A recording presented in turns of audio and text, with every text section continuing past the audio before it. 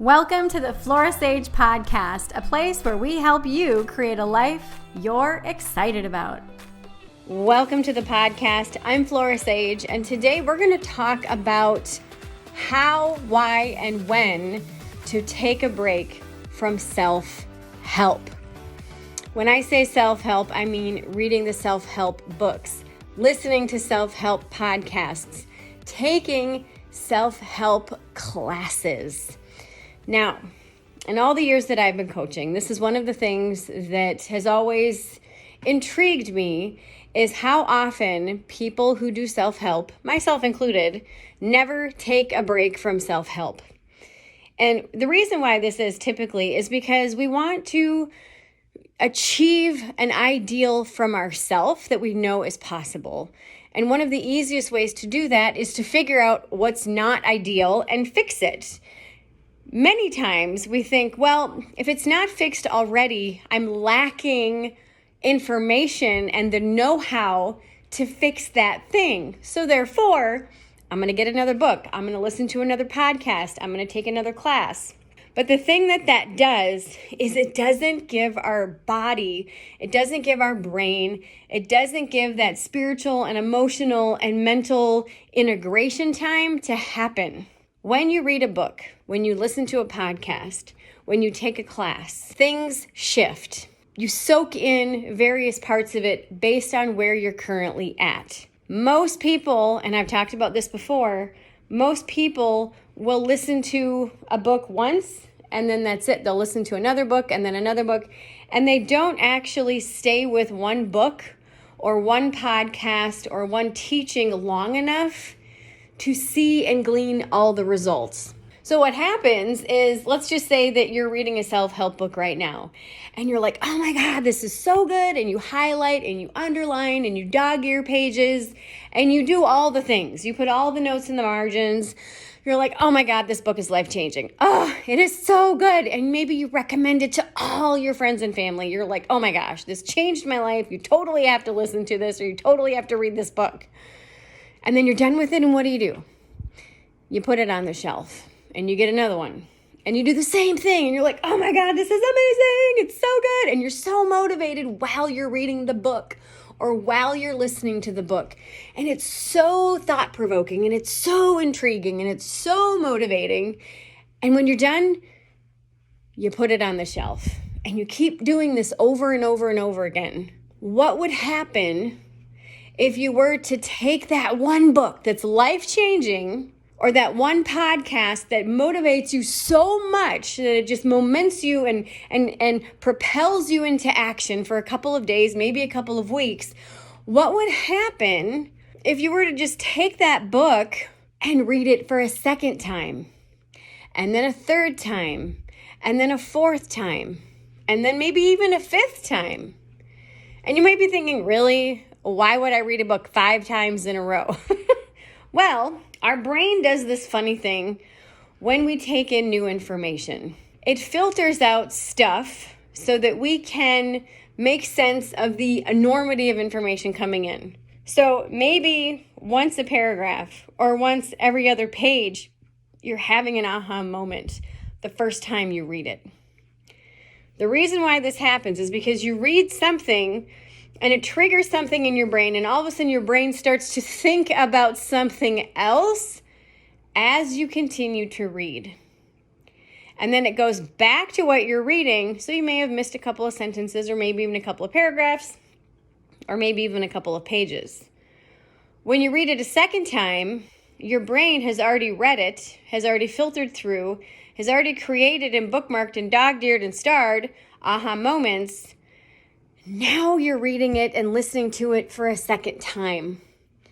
Now you're getting a deeper understanding, a deeper meaning of everything.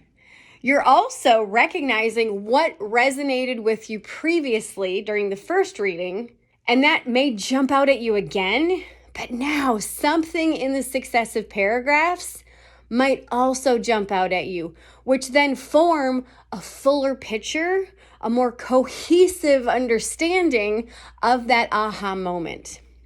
When you read it a third time, it happens again.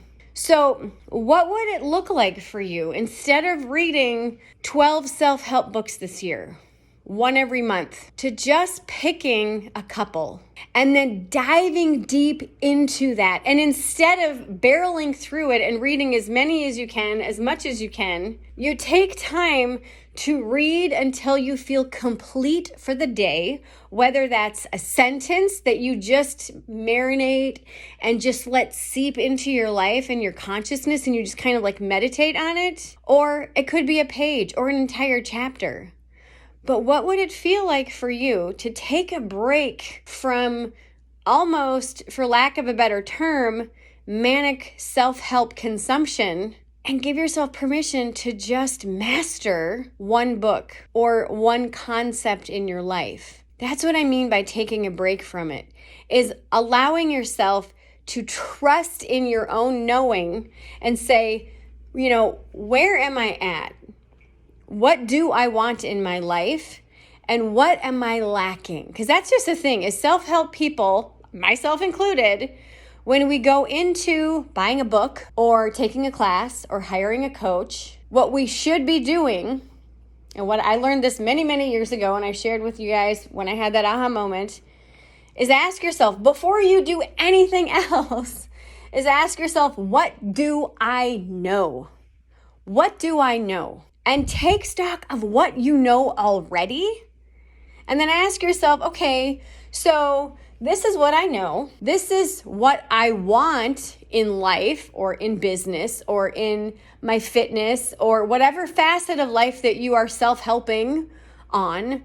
So, you could be doing a fitness self-help journey right now, a mental self-help journey, or a communication self-help journey, or for relationships or finances, or for your business. Whatever facet of self-help that you're focused on, ask yourself, what is the end result? Like, what are you trying to accomplish? What are you trying to achieve? So if you're in the financial self-help realm right now and you want to learn how to invest, okay, start researching investment books or investment authors or bloggers or podcasters. Start to research them. Look at their credentials and really find one that has the answer to the question that you're seeking or the things that you want to learn how to do, instead of just getting a random blanket financial book that may or may not even touch the subject of what you're focusing on. Maybe you're in menopause and you've gained weight and you're not working out, and maybe you're eating like crap and you're like, I want to start feeling better in my body. So what do? You look for a self-help book about people that are in menopause. But specifically, what part do you want to address? That's where I'm getting here, is you got to be specific when it comes to self-help stuff, instead of throwing spaghetti at a wall and just trying to do all of it. So allow yourself to stop all the consumption and take an assessment of where you're at and what you already know. And then ask yourself, what don't I yet know? What information do I not yet have?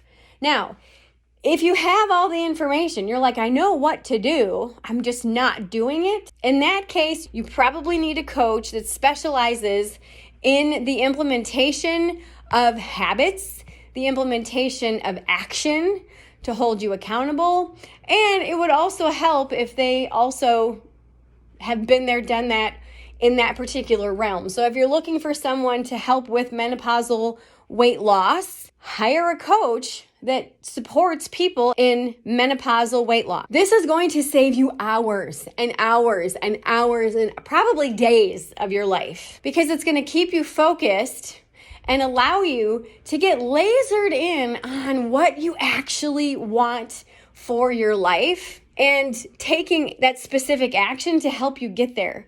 So in all the previous weeks that we've been talking, especially the last several months, we've been talking about mindset stuff. We've been talking about embodying the feeling of the wish fulfilled. We've been talking about getting that inner action right. This then bridges that gap into getting the outward action also in alignment with that inner action, with that inner space. So now that you know what phase of life you're in, now that you know where you're at, what you know, and you recognize, okay, this is what I don't know how to do, chances are you've been consuming so much self-help that you already know what to do. You're just not doing it. And again, that's what a coach can help you do. Now, if you feel that you're not ready for a coach, this is what I recommend that you do. Pick the favorite book or podcast episode or video that you've watched that you're just like, oh my gosh, yes. And it motivates the hell out of you. And you feel that it has all the tools needed for you to actually do the thing. And I want you to listen to it. And I want you to read it. And I want you to just meditate on it. And then truly, truly let whatever needs to come up, come up. This is that integration. This is I'm going to sit with this book. I'm going to read a couple of pages every day and see if I can integrate this naturally into my life. Now, one of two things will either happen. One, it works and you'll do the things that you know already you know how to do. Or two, it's not going to make any difference. You're going to feel motivated, you're going to feel excited, but you're still not going to take action. This is why it's so important to get a coach. Recognize when you work with a coach, they give you that accountability, they give you that support, they give you that meta view of your life that sometimes you fail to see. And that's okay. I have several coaches in my life because I am my own person. I get into the weeds sometimes of my life. And every good coach needs a coach because they are able to see things from a different vantage point than we are. If you feel like you've read all the books, you've done all the things, and you still don't have what you claim that you want, and you've taken a self-assessment, you know exactly what you want, you know exactly where you are, you know what phase of life that you're in, you know what result you're craving, and you've been doing, reading, being all the things, but for some reason you just aren't able to take action, find a coach that can help you implement what you know. Find a coach that's within the niche of the thing that you want to do. Meaning, if you are trying to lose menopausal weight, find a coach that specializes in that. There's literally a coach for everything out there. If you feel that your life is just way too cluttered, you don't have time, you don't have the mental space or bandwidth to do all the things, that's where I come in. I help you clear the 9 types of clutter getting in the way of you having the life that you want, in reaching those goals. If someone comes to me and they say, Flora, I know the phase of life that I'm in, I know exactly where I'm at, I know exactly where I want to go, but I just don't know why I'm not getting there. Chances are 1 or more types of the 9 types of clutter are getting in the way of you being able to take that next step forward. If that is you, click the link in the show notes that says Align Your Life. Let's talk. This is your life. Time is going to pass by anyway. Don't waste any more time waiting and wondering and trying to figure out what that clutter is. I am an expert at this. I've been coaching people for over 25 years. So when we get together in session, what happens is I can laser in on those types of clutter, and it could just be one type of clutter that's getting in the way, that's preventing you from taking action. Do your future self a favor. Click the link in the show notes. Sign up today. Let's talk. We'll get you booked right away for sessions. And as a bonus, if you sign up quickly, you'll get Voxer access with me, which is voice and text access Monday through Friday. This is so priceless because you can jump in anytime you want. Leave me a message, whether voice message or text message. Let me know what's going on. Share celebrations. Ask me questions so that you don't have to wait for a session to share with me what's going on. You know that you're tired of waiting. You know that you're ready to finally see results in your life. Click the link in the show notes. Let's get started right away. Remember, all it takes is a clear vision of where you are and where you want to go, and the willingness to take one small degree of a shift every single day to align yourself to a life that you are absolutely obsessed with. I hope this serves you today. I love you, and I will see you in the next episode. Thank you for listening to today's podcast episode. All links mentioned are in today's show notes.